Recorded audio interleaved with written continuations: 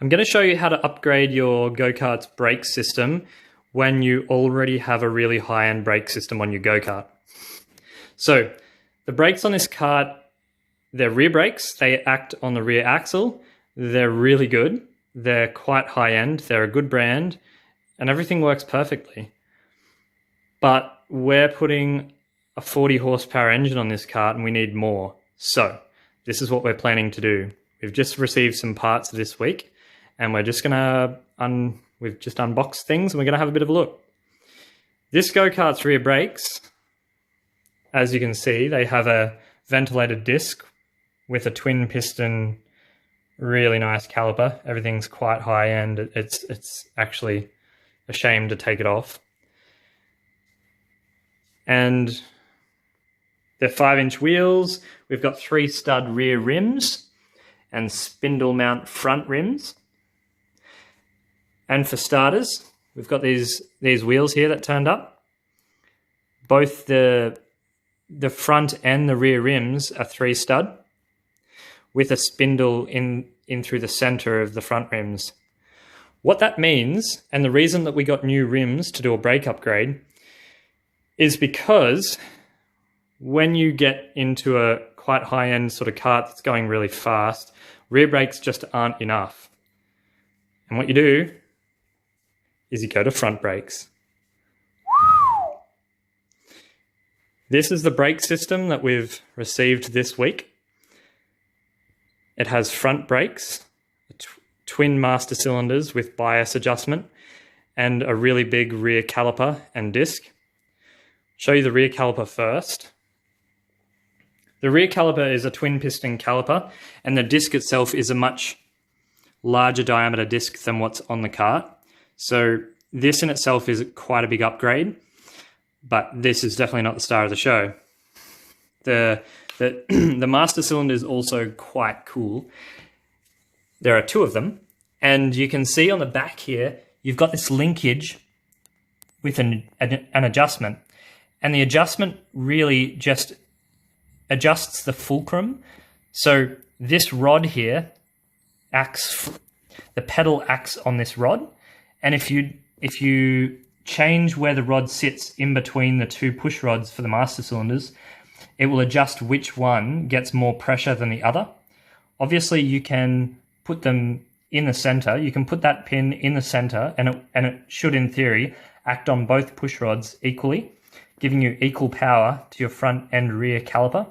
But you can adjust it so that you can have more power going to your front brakes than what your rears have, and obviously vice versa.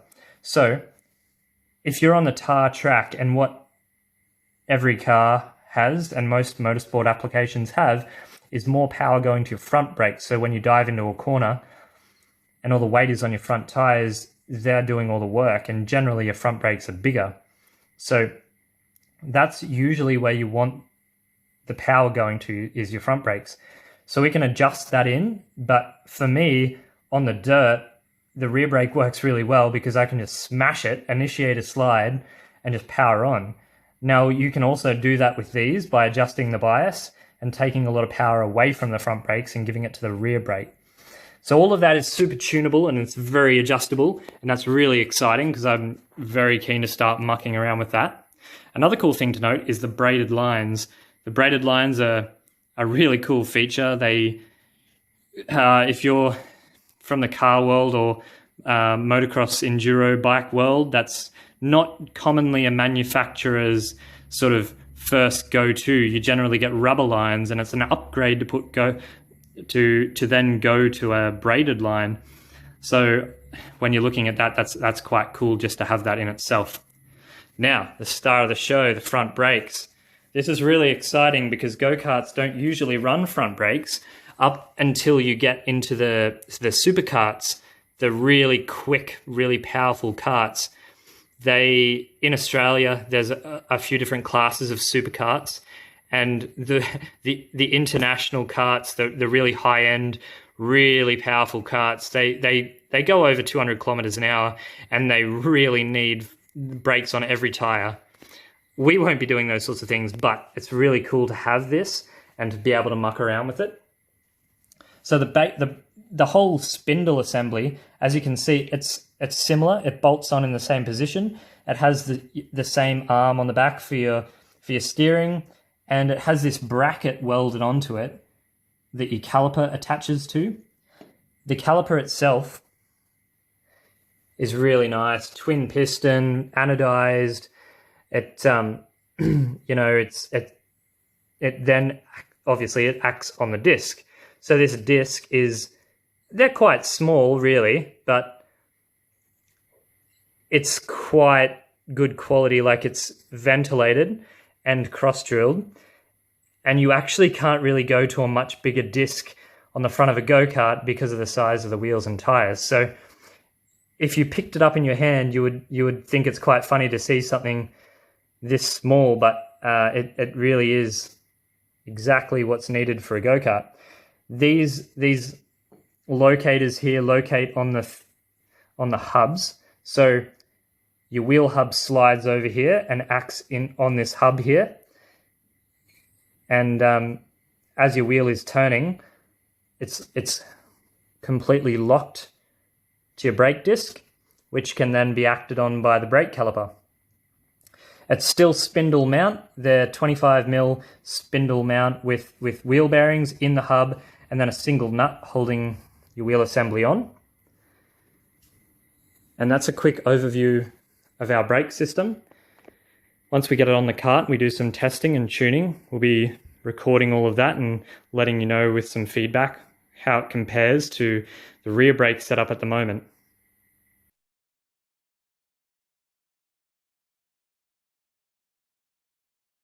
Everything that we've been fabricating for this kart has had to be bolt-on. We haven't wanted to weld onto this frame at all. From factory, the two-stroke engine came with a sliding mount so that it could be clamped onto the frame rails, and the engine could slide forwards and backwards to adjust chain tension. So we're replicating that, and I'm just going to show you how we're doing it. So right here, we have the RM250 two-stroke engine on its side. You can see the mount that we've made that bolts to the engine. It has a flat surface on the bottom here, and then we've got a couple of parts over here. So this is pretty thick, pretty sturdy plate. These here are, it's steel tubing cut in half. One side has spacers, and the other side has nuts with a M10 thread, and we have M10 cap head screws. So the flat plate will be welded onto the bottom of the engine mount, and then these will be welded onto the bottom of this flat plate, and then they will clamp onto the frame. I'll show you. We have a couple loosely assembled. So they'll look something like this. On their own, that's what they look like. That's pretty loose there. It's obviously not tightened up. It'll be able to be moved forwards and backwards, and that's purely just for chain tension. As you can see, the sprockets on the axle back there. So here, this is at the mock-up stage. We will center everything, tack everything, and then fully weld our brackets. These inside bosses here have a recess so that I'll be able to plug weld that, plug weld this hole here onto the top of that part of the tubing here, and then we'll fully weld the outside around this plate onto our clamp section. And once this is all one piece, it'll be able to slide forwards and backwards for chain tension. And once we do that with the rear section of the mount and also the front section, we'll weld these plates onto the bottom of the engine mount, and we'll have a fully assembled mount that won't interfere with the frame at all. This frame is a steel frame that's been MIG welded with a pulse setting from factory. It's made by Lightning Karts, and it is actually a dirt kart. They've designed it for dirt kart racing, so we've wanted to keep it as it should be from factory, just with a bigger engine, because they're pretty high end for dirt kart racing, and that's what we're going to be doing. So we're trying our best to build everything a little bit better than what we've done so far with some of our Chinese engines. I'm actually like so pumped because this engine is bolted in fully, potentially for the last time. And that's super exciting because this has been the biggest hurdle, like by far, and there'll be more, but this was very tricky getting it exactly where I wanted it without touching the frame. And I'm going to show you some like little details. So, well, for starters, let's look underneath. You can see the mounts here. They're all clamped on. Everything lines up really well. I've utilized the factory chain tensioner. So I use that chain tensioner and I just like nip it up. And then I've cut my chain down and it just fits so well.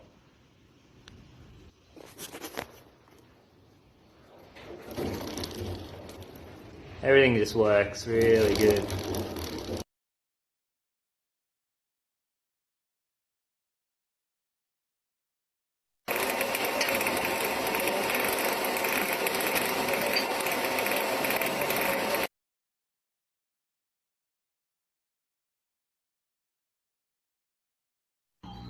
So I thought I'd share a quick video of my paddle shift lever because I've got a little bit of Project Binky level bracketry going on. The bolt that goes through the lever has a flat ground down onto it, right? And it lines up with this thread here. Then when I put the set screw in,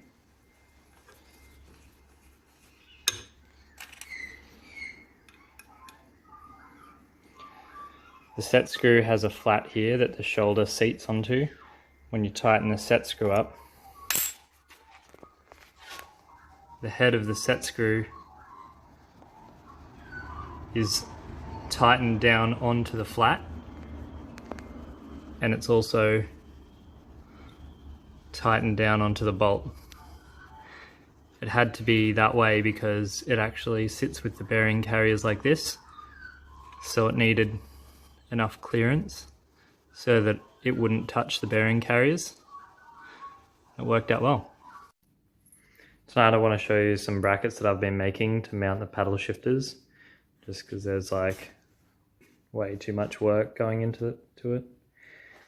So my steering arms down here, you can see that each plate is a piece of flat plate with holes, and then they're slid down over the steering column and then welded into place.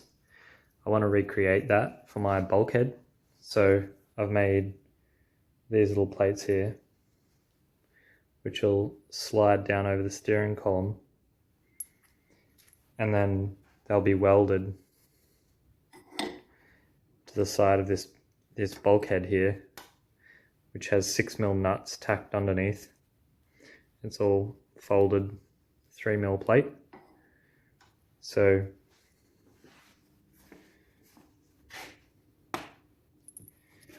that will sit on top of the steering column, and then that will be welded onto the bulkhead like that. Obviously it will be the same on both sides, and then that will be a mounting point that I'll be able to then mount paddle shifters from. So that will be welded onto the steering column. I have this plate that bolts over the top of that, and then from the plate there's this really big plate that will be welded with enough space for socket head bolts. And then from that really big plate there,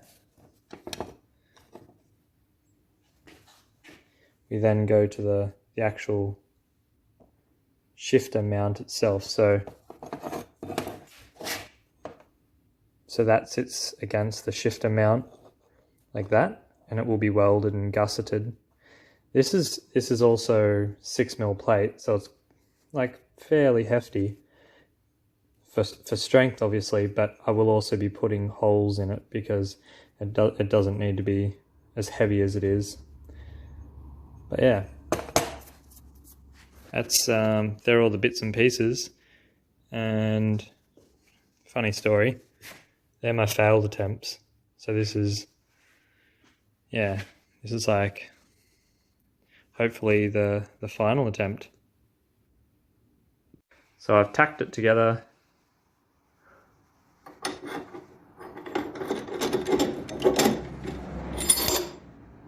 Nice.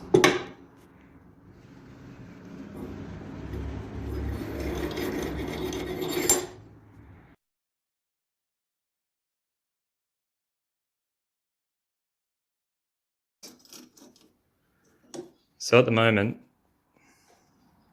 the paddle shifters aren't connected to the cable because I'm going to do a bit of a fancy mount. But you can see there's adjustment down here on the bottom side of the bracket for the push-pull cable. And the paddle shifter assembly is all finished. Looks cool as hell.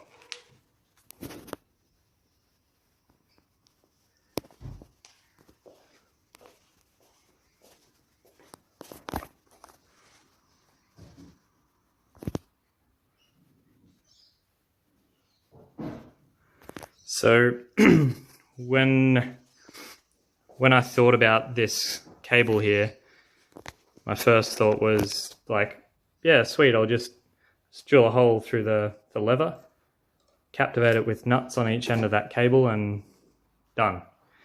But what I didn't realize was that this cable, it obviously goes in and out, and it does not go side to side at all. It locks up if it's put on any sort of angle, and these literally go from like quite an extreme angle to another quite extreme angle. So if I was to have just drilled a hole and put a couple of nuts, it would have just locked up and not pushed or pulled.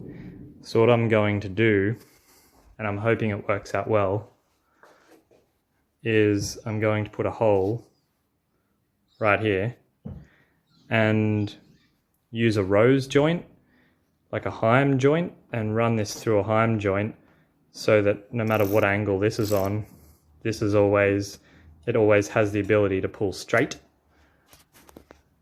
So yeah, once I get the Heim joint, I'll be able to finish that off and actually try selecting some gears. One of the problems that we've come up against with this build is a cooling system. The motocross bike that we've got the engine out of had twin radiators at the front. It had multiple different radiator hoses and a very different configuration to what we're doing. We're running a single radiator. This radiator is actually from a Yamaha Banshee quad. We're having to run the cooling lines from the engine around the back of the seat to the opposite side of the go-kart, and we've got to mount the radiator. So at the moment, we're working on the mount. What I've done is I've cut 3mm plate to the right size, and we'll then weld it all together. So I'll show you the plate that I've cut at the moment and how it fits together. We've got to do a little bit of trimming to get it all to work perfectly, but you'll get the idea from this video. So the top section here, this section where the top tank is and the outlet was a bit tricky. So that's what this plate is. This plate is going to support that. It's got a fold here, and it's got an outlet for the radiator hose, and it sits there like that. It will pick up the top mount. It will have a bolt holding it in the top there, and then this long piece here will be trimmed down, and that will sit down this side here. This piece of 3mm plate here obviously has a bend in it as well, a 90-degree bend. It's for the bottom, so it will support the bottom of the radiator like that. And on the left-hand side, this is the outboard side of the radiator. I've got this really big bit of plate. This plate has two bends, as you can see. It has a 90-degree bend and then a 45-degree bend. I'll show you the reason for that in a second, but that will basically be trimmed down and it will sit there like that.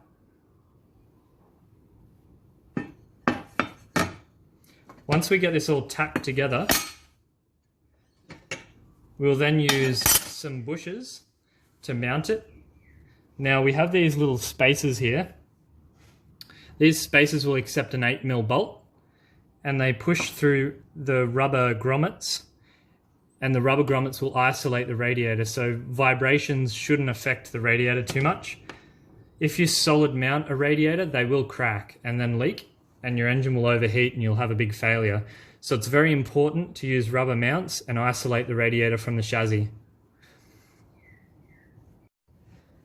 In this view, we're looking at the back of the go-kart here on the left-hand side. This will be where the radiator mounts. The radiator will sit just in front of the back tyre and it will lean back quite aggressively. I'll just place the radiator roughly in position. So it will sit roughly there. And as you can see, the inside of the back tyre is quite close to the radiator. And on a tarmac track, that might not be too much of a problem. They don't really tend to throw dirt and mud up at all aspects of your kart. Our track isn't as nice as that, and we do throw a lot of dirt and mud around, so a tyre right in front of a radiator isn't a very good idea. It would fill that core up with dirt really quickly and the radiator would then become useless. So that really big bit of plate that I'm using for my radiator mount, it sits on the left-hand side of the radiator core there, and it protects the radiator slightly from the tyre. If I can hold that in position like that, you'll get a good idea of how the plate is going to sit and why I've made it like that. It really is purely just to protect the radiator core. I'm going to show you how we've connected the engine to the radiator. We've used hard lines, and what that means is from the engine there's a flexible hose. So out of the top of the cylinder head here there's a flexible hose that comes down to an actual steel line that will be clamped to the body, and we've used bends to be able to manipulate the hard line to run around the back of the seat and up to the outlet for the radiator.